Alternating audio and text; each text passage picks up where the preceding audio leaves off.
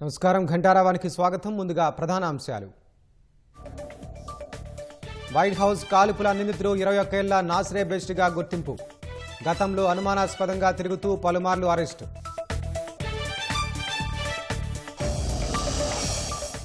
అమెరికాతో యుద్ధాన్ని ముగించేందుకు సిద్ధమన్న ఇరాన్. దాడులకు స్వస్తి పలకడమే ఏకైక లక్ష్యమని స్పష్టీకరణ.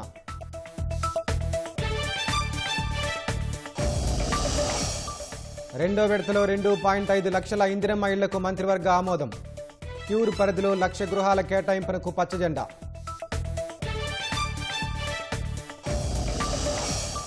రాష్ట్రంలో కొనసాగుతున్న భానుడి ప్రతాపం. నేడు 12 జిల్లాలకు ఆరెంజ్ అలర్ట్.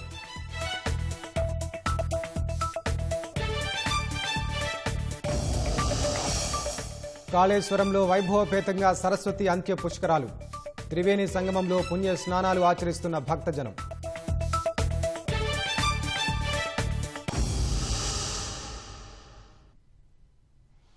నిప్పుల గుండంలో చిక్కి తెలంగాణ ఉడికిపోతోంది. పగలు రాత్రి తేడా లేకుండా వేడి గాలులు ప్రజలను ఉక్కిరి బిక్కిరి చేస్తున్నాయి. శనివారం 32 జిల్లాల్లో 46.3 నుంచి 40.3 డిగ్రీల మధ్య ఉష్ణోగ్రతలు రికార్డయ్యాయి. ప్రధానంగా ఉత్తర తెలంగాణ జిల్లాలు అత్యధికంగా ప్రభావితమయ్యాయి. ఇవాళ 12 జిల్లాలకు వాతావరణ కేంద్రం ఆరెంజ్ అలర్ట్ జారీ చేసింది. రాష్ట్రంలో ఎండలు ప్రజలను హడలెత్తిస్తున్నాయి. భానుడి బగబగలకు జనం విలవిల్లాడిపోతున్నారు.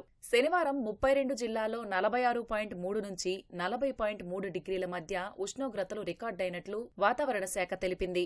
ప్రధానంగా ఉత్తర తెలంగాణ జిల్లాలో సూర్యప్రతాపం అత్యధికంగా ఉందని వివరించింది. ఆ జిల్లాల్లోని అన్ని మండలాల్లో ఎండల తీవ్రత ఉంది. రాష్ట్ర వ్యాప్తంగా వడగాలుల తీవ్రత తగ్గినా వేడి వాతావరణం కొనసాగుతోందని పేర్కొంది. ఉమ్మడి ఆదిలాబాద్ నుంచి ఖమ్మం జిల్లా వరకు గోదావరి పరీవాహక ప్రాంతాల్లో శనివారం వేడిగాలులు వీచాయి. ఉదయం 10 గంటల నుంచే తీవ్రత మొదలైంది.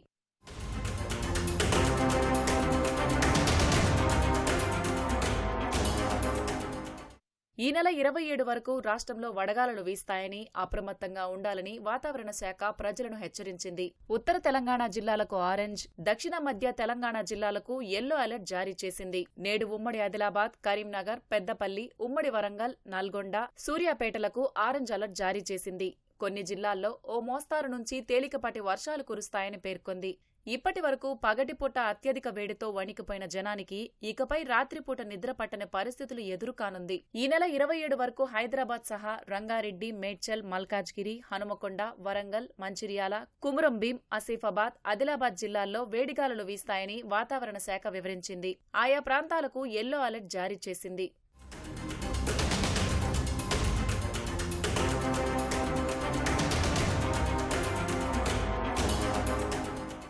రాష్ట్ర వ్యాప్తంగా వివిధ ప్రాంతాల్లో వడదెబ్బకు గురై 51 మంది మృతి చెందారు. అత్యధికంగా ఉమ్మడి వరంగల్ జిల్లాలో 23 మంది మరణించారు. ఉమ్మడి కరీంనగర్లో 11, ఖమ్మంలో 7, ఆదిలాబాద్లో 5, నల్గొండలో 5 ప్రాణాలు కోల్పోయారు.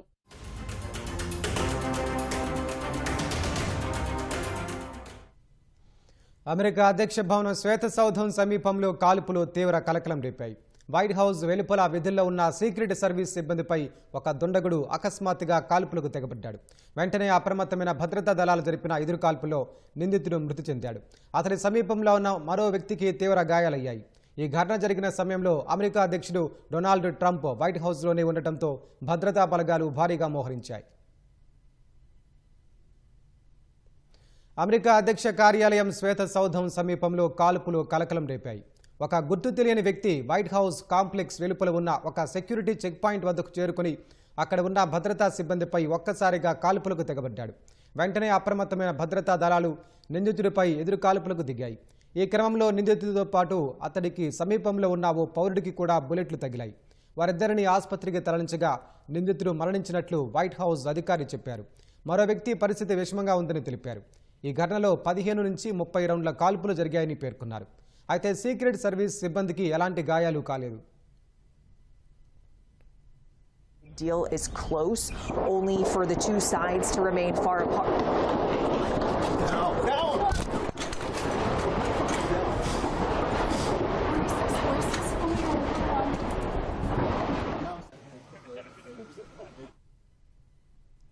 ఈ ఘటన సమయంలో అక్కడ విధులు నిర్వహిస్తున్న జర్నలిస్టులు వరుస కాల్పుల శబ్దాలు విన్నట్లు తెలిపారు. వెంటనే వారిని శ్వేత సౌధం ప్రెస్ బ్రీఫింగ్ రూమ్లోకి వెళ్లాలని అధికారులు ఆదేశించారు. యుఎస్ సీక్రెట్ సర్వీస్ అధికారులు జర్నలిస్టులను బయటికి వెళ్లకుండా అడ్డుకున్నారు. వైట్ హౌస్ కాంప్లెక్స్ను వెంటనే లాక్డౌన్ చేశారు. నిందితుడిని కాల్చివేసిన తర్వాత భారీగా బలగాలను మోహరించి ఆ ప్రాంతాన్ని పూర్తిగా తనిఖీ చేశారు. అంతా సద్దుమణగడంతో 45 నిమిషాల తర్వాత lockdown ఎత్తివేశారు. Gdy doszło do tej strzelaniny, na razie motywy nie są nastąpadłe. శ్వేత సౌధం నుంచి ఒక బ్లాక్ దూరంలో ఉన్న 17వ స్ట్రీట్ పెన్సిల్వేనియా అవెన్యూ సమీపంలో కాల్పులు జరిగినట్లు సీక్రెట్ సర్వీస్ తెలిపింది. కాల్పుల ఘటనపై అధికారులు చర్యలు తీసుకుంటున్నారని, త్వరగా తాజా సమాచారాన్ని ప్రజలకు తెలియజేస్తామని FBI డైరెక్టర్ కాష్ పటేల్ పేర్కొన్నారు. కాల్పుల సమయంలో అధ్యక్షుడు డొనాల్డ్ ట్రంప్ వైట్ హౌస్ లోపలే ఉన్నారు. ప్రస్తుతం శ్వేత సౌధం వద్ద భారీగా భద్రతా బలగాలను మోహరించారు. వైట్ హౌస్ చెక్ పాయింట్ వద్ద కాల్పులు జరిపిన నిందితుడిని 21 ఏళ్ల నాసరే బెస్ట్గా గుర్తించారు. మేరీల్యాండ్కు చెందిన నాసరే బెస్ట్ గత కొంతకాలంగా మానసిక సమస్యలతో బాధపడుతున్నట్లు న్యూయార్క్ పోస్ట్ తెలిపింది. గతంలోనూ వైట్ హౌస్ సమీపంలోనే అనుమానాస్పదంగా తిరుగుతున్న అతన్ని పోలీసులు అరెస్టు చేశారు. వైట్ హౌస్ పరిసర ప్రాంతాలకు దూరంగా ఉండాలని కోర్టు అతనికి ఆదేశాలను కూడా ఇచ్చింది. అప్పుడు భద్రతా సిబ్బంది అతన్ని అదుపులోకి తీసుకున్నప్పుడు తాను ఆధునిక యుగపు యేసుక్రీస్తునని అధికారులకు చెప్పినట్లు తెలిసింది. తాను ఉద్దేశపూర్వకంగానే అరెస్ట్ అవ్వాలని కోరుకున్నట్లు చెప్పడం గమనార్హం. ఈ ప్రవర్తన కారణంగా అతని అధికారులు బలవంతంగా మానసిక చికిత్స కేంద్రంలో చేర్చారు. తర్వాత మళ్లీ వైట్ హౌస్ సమీపంలోనే అరెస్ట్ అయ్యాడు. ఈ నేపథ్యంలో ఇలా కాల్పులకు తెగబడి సీక్రెట్ సర్వీస్ సిబ్బంది చేతిలో హతమయ్యాడు. ఇరాన్తో ఒప్పందంపై చాలా వరకు చర్చలు పూర్తయ్యాయని అమెరికా అధ్యక్షుడు ట్రంప్ చేసిన ప్రకటనపై ఇరాన్ స్పందించింది. అమెరికాతో యుద్ధాన్ని ముగించేందుకు తాము కూడా సిద్ధంగా ఉన్నట్లు ఇరాన్ అధికారికంగా ప్రకటించింది. తమపై బలవంతంగా రుద్దిన ఈ యుద్ధానికి స్వస్తి పలకడమే ప్రస్తుతం తమ ముందున్న ఏకైక లక్ష్యమని ఇరాన్ విదేశాంగ ప్రతినిధి ఇస్మాయిల్ బగాయి స్పష్టం చేశారు. యుద్ధాన్ని శాశ్వతంగా ముగించేందుకు అమెరికాతో అవగాహన ఒప్పందాన్ని ఖరారు చేసే పనిలో ఉన్నట్లు వెల్లడించారు.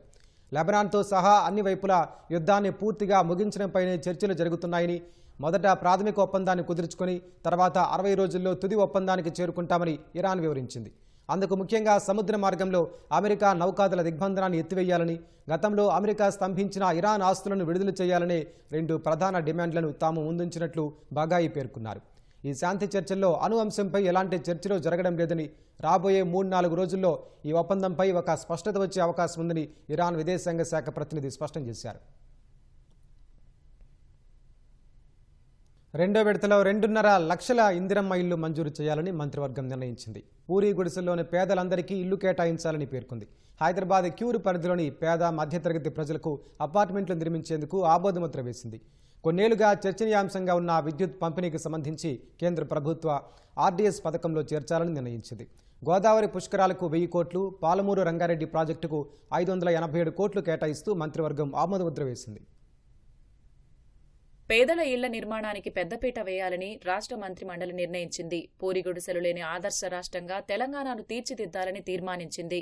జూన్ 1 నుంచి ఇందిరమ్మ పథకం రెండో విడత కింద పేద కుటుంబాలకు 2.5 లక్షల ఇళ్ల మంజూరుకు ఆమోదం తెలిపింది. ప్రతి నియోజకవర్గానికి 2000 చొప్పున కేటాయించాలని అనుమతించింది. తొలి విడతలో నిర్మాణం ప్రారంభించిన ఇందిరమ్మ ఇళ్లలో జూన్ 2 నాటికి దాదాపు 1,00,000 గృహప్రవేశాలు జరగాలని నిర్ణయించింది. హైదరాబాద్ క్యూర్ పరిధిలోని 24 నియోజకవర్గాల్లో అల్పాదాయ వర్గాల వారి కోసం 1,00,000 ఇళ్లు నిర్మించి ఇవ్వాలని తీర్మానించింది.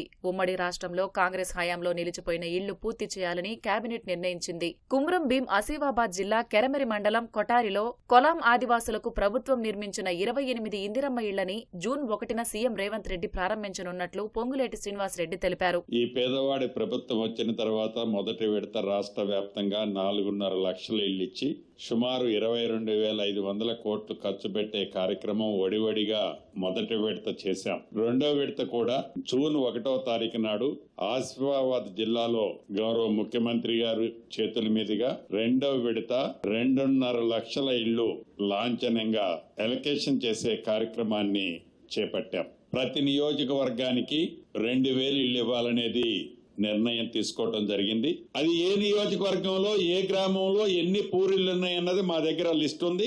ఆ లిస్టు ప్రకారం ఆ పూరిళ్లని తప్పకుండా ఈ సెకండ్ ఫేజ్ లో ఇందిరమ్మ ఇల్లు ఇచ్చి వాటిని ఇల్లు కట్టాలన్నది కూడా కేబినెట్ లో సూచనలు ఇవ్వటం జరిగింది. విద్యుత్ పంపిణీకి సంబంధించి కేంద్ర ప్రభుత్వ ఆర్డీఎస్ పథకంలో చేరాలని మంత్రివర్గం నిర్ణయించింది. ఆర్డీఎస్ పథకంపై గత బీఆర్ఎస్ హయాంలోనే త్రైపాక్షిక ఒప్పందం జరిగిందని మంత్రి పొంగులేటి గుర్తు చేశారు. విద్యుత్ రంగానికి పరిశ్రమలు, గృహాలు, రైతులకు మేలు చేసే ఆ పథకంతో అన్ని రాష్ట్రాలు చేరాయని, అందుకే ఆ నిర్ణయం తీసుకున్నట్లు తెలిపారు. రాష్ట్రంలోని అన్ని జూనియర్ కాలేజీల్లో మధ్యాహ్న భోజనం, బ్రేక్ఫాస్ట్ పథకం అమలుకు నిర్ణయించారు. డీసీఎంఎస్లను మార్క్ఫెడ్లో విలీనం సహా తెలంగాణ రూరల్ ఇన్ఫ్రాస్ట్రక్చర్ కార్పొరేషన్ను హకాలో విలీనానికి ఆమోదముద్ర వేసింది.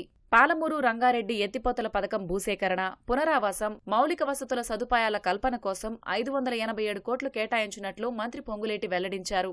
అదే రకంగా కోఆపరేటివ్ సెక్టార్లోని డీసీఎంఎస్ఎల్ని తెలంగాణ రూరల్ ఇన్ఫ్రాస్ట్రక్చర్ కార్పొరేషన్ ని ఆకాలో విలీనం చేయాలని కేబినెట్ ఈ రోజు నిర్ణయం తీసుకోవడం జరిగింది. 2027 జూన్ 26వ తారీఖు నుంచి గోదావరి పుష్కరాలు స్టార్ట్ అవుతున్నాయి. ఈ పుష్కరాల కోసం 1000 కోట్లకి నిధులు శాంక్షన్ చేయడం జరుగుతుంది. ఏదైతే పాలమూరు రంగారెడ్డి అనే ప్రాజెక్టుని మిగిలిన లాస్ట్ లో ఉన్న లక్ష్మీదేవిపల్లి రిజర్వాయర్ వరకు ల్యాండ్ ఎక్విజిషన్ కూడా చేయాలి అని ఫస్ట్ ఫేజ్ లో యుద్ధ ప్రాతిపదిక మీద ఈ రోజు కేబినెట్ నిర్ణయం చేయడం జరిగింది. దానికి సంబంధించి 587 కోట్లు ల్యాండ్ ఎక్విజిషన్ పర్పస్ కోసము రాష్ట్ర కేబినెట్ ఆమోదం తెలపడం జరిగింది. 2030 నాటికి 5 ప్రపంచ శ్రేణి లైఫ్ సైన్సెస్ కేంద్రాల్లో ఒకటిగా రాష్ట్రాన్ని అభివృద్ధి చేయాలన్నదే ప్రభుత్వ సంకల్పమని మంత్రి పొంగులేటి స్పష్టం చేశారు. దావోస్లో సీఎం రేవంత్ రెడ్డి ఆ విధానాన్ని లాంఛనంగా ఆవిష్కరించినట్లు తెలిపారు. Life sciences, pharma, Biotech, medical innovation రంగాల్లో భారీ పెట్టుబడులకు గమ్యస్థానంగా రాష్ట్రాన్ని మారుస్తామన్నారు. యువతకు పరిశోధన, తయారీ, డిజిటల్ హెల్త్, గ్లోబల్ ఇన్నోవేషన్ రంగాల్లో మంచి అవకాశాలు కల్పిస్తామని స్పష్టం చేశారు. గ్లోబల్ కేపబిలిటీ సెంటర్లు, గ్లోబల్ ఇన్నోవేషన్ సెంటర్లు రాష్ట్రానికి రావడానికి ఆ విధానం ఉపయోగపడుతుందని పొంగులేటి శ్రీనివాసరెడ్డి స్పష్టం చేశారు. ప్రపంచంలో టాప్ 5 లైఫ్ సైన్సెస్ హబ్బులుగా ఒకటిగా తెలంగాణ ఉండాలని ఈ రాష్ట్ర ప్రభుత్వం సంకల్పించి 2026 to 30 సంబంధించిన పాలసీని దావోస్ లో లాంఛనంగా దాన్ని ప్రారంభించడం జరిగింది. ఆ పాలసీకి సంబంధించిన దాన్ని ఆమోదించుకోవడం జరిగింది. ఈ పాలసీ ద్వారా వచ్చే 5 సంవత్సరాలలో 5 లక్షల మందికి ఉద్యోగాలు రావటమే కాకుండా తెలంగాణ రాష్ట్రం ప్రపంచంలోని అనేక దేశాల్లో ఉన్న పారిశ్రామికవేత్తల దగ్గర నుంచి పెట్టుబడిగా తెలంగాణకి రావడానికి బ్రైట్ ఛాన్సెస్ ఉన్నాయి. కరీంనగర్ జిల్లా గంగాధరలోని నూతన డిగ్రీ కళాశాలకు 20 రెగ్యులర్ టీచింగ్, 6 నాన్ టీచింగ్ పోస్టులు, పొరుగు సేవల కింద మరో 3 పోస్టుల మంజూరికి కేబినెట్ ఆమోదం తెలిపింది. మహబూబాబాద్ జిల్లా కే సముద్రం ఫైర్ స్టేషన్ కు 18 పోస్టులు మంజూరు చేసింది. Assam rifles, BSF, CISF group సెంటర్ల ఏర్పాటుకు కరీంనగర్ జిల్లా మానకొండూరు మండలం వెలిదిలో 4 ఎకరాలు, చొప్పదండి మండలం రూక్మాపూర్లో 5 ఎకరాలు, గన్నేరువరంలో 5 ఎకరాలు కేటాయిస్తూ నిర్ణయం తీసుకుంది. మొక్కజొన్న, జొన్న, పొద్దుతిరుగుడు పంట ఉత్పత్తుల కొనుగోళ్లకు రాష్ట్ర మంత్రి మండలి ఆమోదం తెలిపింది. సర్వదర్శనానికి వచ్చే సామాన్య భక్తుల ప్రాధాన్యత లక్ష్యంగా టీటీడీ అధికారులు పనిచేస్తున్నారని అదనపు ఈవో వెంకయ్య చౌదరి తెలిపారు. తిరుమలలో శనివారం అధిక రద్దీ కొనసాగినట్లు తెలిపారు. ఈ సమయంలోనే సర్వదర్శన క్యూలైన్లను పరిశీలించిన ఈవో భక్తులతో ముచ్చటించారు.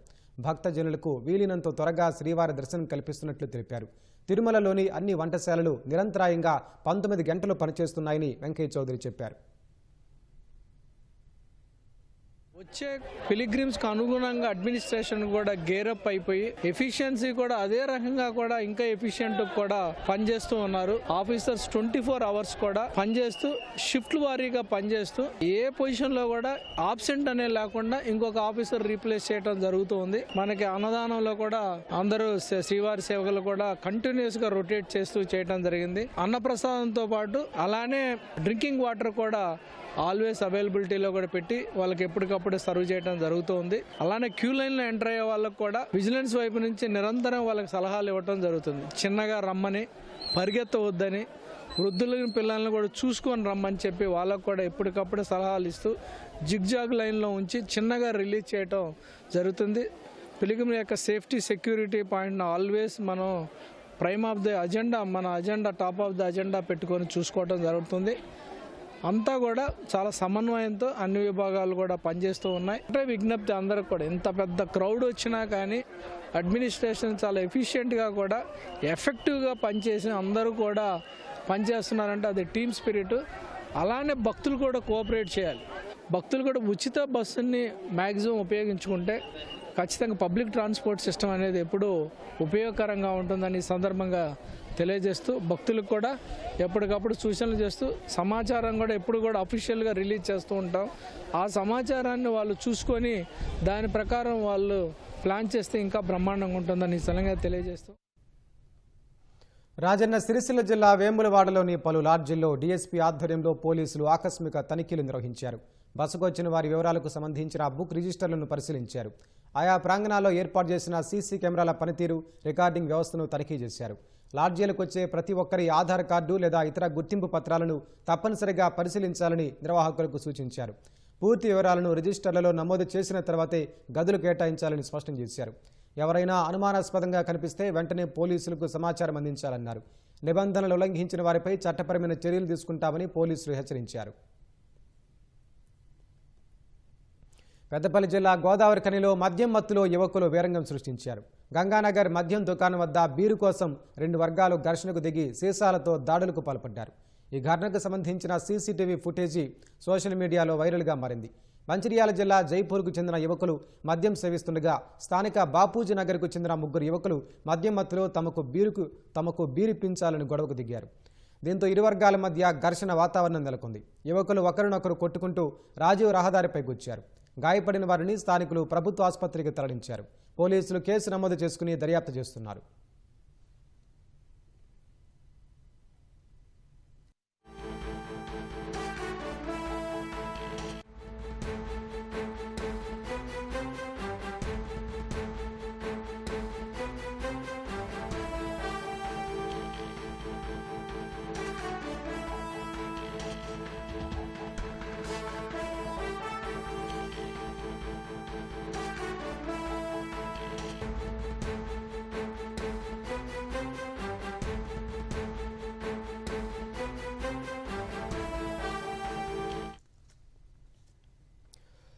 తాజా అంశాన్ని చూస్తున్నాం. రాయదుర్గంలో అర్ధరాత్రి ర్యాష్ డ్రైవింగ్ కలకలం రేపింది.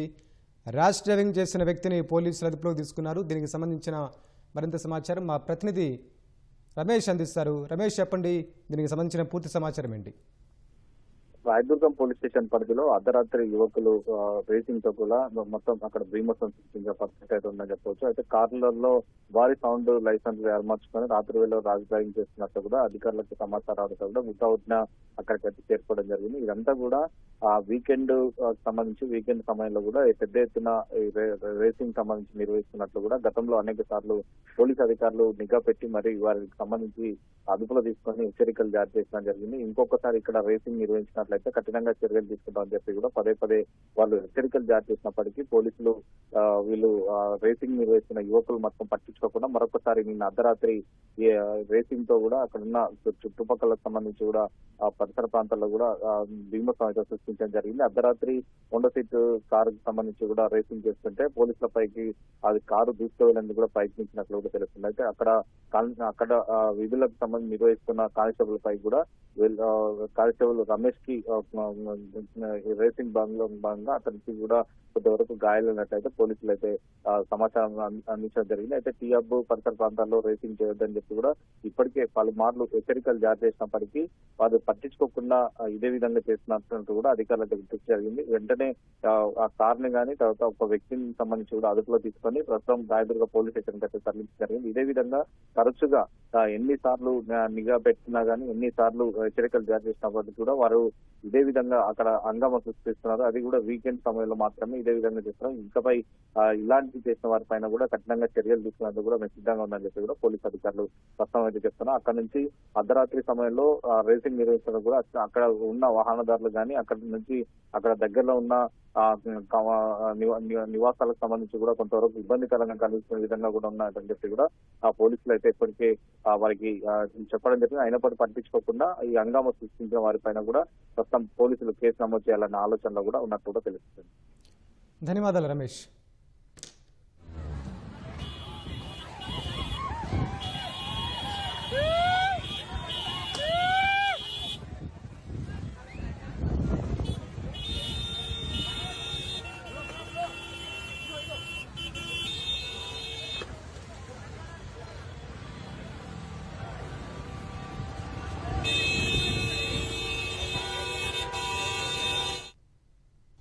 రాష్ట్రంలోని యువ ఆటగాళ్ల సత్తాకు వేదికగా నిలిచే లక్ష్యంతో ఆరంభం కానున్న టీ20 లీగ్కు ఫ్రాంచైజీలు ఖరారయ్యాయి. శనివారం జరిగిన బిడ్డింగ్ ప్రక్రియలో మొత్తం 8 జట్ల కోసం 13 సంస్థలు పోటీపడగా 7.5 కోట్ల అత్యధిక బిడ్తో హైదరాబాద్ ఫ్రాంచైజీని ఉషోదయ ఎంటర్ప్రైజెస్ ప్రైవేట్ లిమిటెడ్ సంస్థ దక్కించుకుంది. జూన్ 20 నుంచి జూలై 11 వరకు టీ20 లీగ్ జరుగుతుందని నిర్వాహకులు తెలిపారు. రాష్ట్రంలోని ప్రతిభావంతులైన క్రికెటర్లను వెలుగులోకి తీసుకురావడం, గ్రామీణ ప్రాంతాల క్రికెటర్ల సత్తాని వెలుగులోకి తేవడమే లక్ష్యంగా ఆరంభం కానున్న టీ20 క్రికెట్ లీగ్లో 8 ఫ్రాంచైజీలు ఖరారయ్యాయి. హైదరాబాద్ క్రికెట్ సంఘం హెచ్సీఏ ఆధ్వర్యంలో జరగనున్న ఆ లీగ్ జట్ల బిడ్డింగ్ శనివారం హైదరాబాద్లో జరిగింది. హైదరాబాద్ ఫ్రాంచైజీని 7.5 కోట్లతో ఉషోదయ ఎంటర్ప్రైజెస్ దక్కించుకుంది. రంగారెడ్డి ఫ్రాంచైజీని 7.2 కోట్లతో ఎంఎస్ బూరుగు ఇన్ఫ్రా కైవసం చేసుకుంది. వరంగల్ ఫ్రాంచైజీని 6.55 కోట్లతో Bain global resources private limited, Medak ఫ్రాంచైజీని 6.33 కోట్లతో Brinda infra private limited, Nalgonda ఫ్రాంచైజీని 5.06 కోట్లతో కిషోర్ ఇన్ఫ్రాస్ట్రక్చర్స్ ప్రైవేట్ లిమిటెడ్ దక్కించుకున్నాయి. కరీంనగర్ ఫ్రాంచైజీని 4.57 కోట్లతో EIPL group and Tibramal, Mahabubnagar ఫ్రాంచైజీని 4.50 కోట్లతో వీరభద్ర స్టీల్స్, ఖమ్మం ఫ్రాంచైజీని 4.44 కోట్లతో అన్విత గ్రూప్ సంస్థ కైవసం చేసుకున్నాయి. బిడ్డింగ్లో అధిక ధర వేసిన సంస్థలకు ప్రాధాన్యత క్రమంలో జట్లను ఎంచుకునే అవకాశం కల్పించగా హైదరాబాద్ ఫ్రాంచైజీని ఉషోదయ ఎంటర్ప్రైజెస్ ప్రైవేట్ లిమిటెడ్ సొంతం చేసుకుంది. యువ ఆటగాళ్లను ప్రోత్సహించేందుకు టీ20 సువర్ణావకాశంగా భావిస్తున్నామని Ushodaya enterprises director G Sambasivarao పేర్కొన్నారు. So right from the beginning, Eenadu has been in the forefront to encourage the rural youth into the cricket. It is almost a journey started in 2006 actually. And in fact, the kind of effort made by the company has been awarded a Guinness Book record also in 2013. And we have been encouraging the rural youth particularly into the scheme for many years. Now, this is a privilege to us to be a franchisee of Hyderabad for the company. Thank you. దేశంలోని అగ్రగామి sports marketing సంస్థ అయిన TCM sports management లీగ్కు అధికారిక event management ఏజెన్సీగా వ్యవహరిస్తోంది. లీగ్ను సమర్థవంతంగా నడిపించేందుకు Tamil Nadu premier league మాజీ సీఈఓ ప్రసన్న కണ്ണన్ను లీగ్ ఎగ్జిక్యూషన్ హెడ్గా హెచ్సీఏ నియమించింది. ఉప్పల్ రాజీవ్ గాంధీ ఇంటర్నేషనల్ స్టేడియంలో జూన్ 20 నుంచి జూలై 11 వరకు టీ20 లీగ్ జరగనుంది. హెచ్సీఏ ఎంపిక చేసిన ప్లేయర్లతో జూన్ 7న ఆటగాళ్ల వేలం జరుగుతుంది. ఆటగాళ్లు తమ కనీస ధరను 50,000 నుంచి 5 లక్షల వరకు నమోదు చేసుకోవచ్చని హెచ్సీఏ తెలిపింది. ఆటగాళ్ల కొనుగోలుకి ఒక్కో ఫ్రాంచైజీకి 60 లక్షల పరిమితి ఉంటుందని హెచ్సీఏ స్పష్టం చేసింది. హైదరాబాద్లో కానీ తెలంగాణలో కానీ క్రికెట్కు చాలా చాలా ఆదరణ ఉంది. ఎంతో మంది ఎన్నో రకాలుగా వెయిట్ చేస్తున్నారు. ఈ టీ20 అనే లీగ్ ఒక ఆస్పిరేషనల్ లీగ్ లాగా ఉంటుంది. ఫ్రాంచైజీ ఓనర్స్కు చాలా చాలా ధన్యవాదాలు. ఎందుకంటే ఇంత ఓవర్వెల్మింగ్ రెస్పాన్స్ ఉంటుందని అనుకోలేదు. 8 టీంలు 8 పేర్లు తీసుకున్నాయి. డెఫినెట్గా వీళ్ళ ఎంకరేజ్మెంట్ తోటి మొత్తం స్టేట్లో ఒక వైబ్రేటింగ్, ఒక పాజిటివ్ ఎన్విరాన్మెంట్ క్రియేట్ అవుతుంది. ఇప్పుడు ఇంకొక 1 మంత్లో ఈ లీగ్ స్టార్ట్ అవుతుంది కాబట్టి నెక్స్ట్ ఇమీడియట్గా వాళ్ళకి ప్లేయర్స్ ఆక్షన్ ఉంటుంది. దెన్ జూన్ 21కి మేము లీగ్ స్టార్ట్ చేద్దామని అనుకుంటున్నాము.